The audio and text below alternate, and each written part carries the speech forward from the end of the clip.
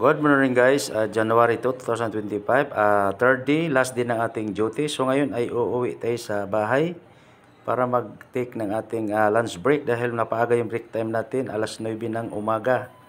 So tayo ngayon ay babiyahe pa uwi ng bahay. So samahan niyo ako, ang ating uulamin natin sabay yung tira-tira natin na niluto nating humba noong January 31. So marami pang natira dahil 3 kilo yung ating niluto. So tayo na ay babiyahe.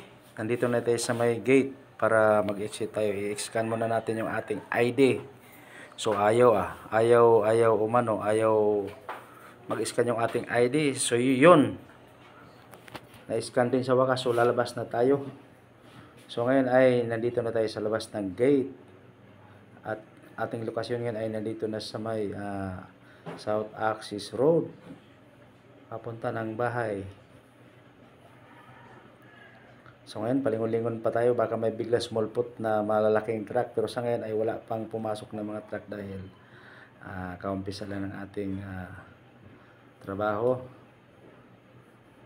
So samahan nyo kami guys dito sa aking biyahe. So nandito tayo sa tabing dagat sa may ICT Seawall. Namamaybay tayo papuntang Parola.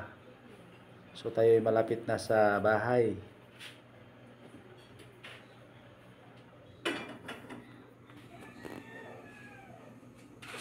O yun, tayo ililiko dito sa may gate 18. At tayo ipaparada ng ating motor dahil dito sa loob ng ating lugar ng bahay ay wala tayong mapaparadahan. So dito tayo sa bukad ng gate.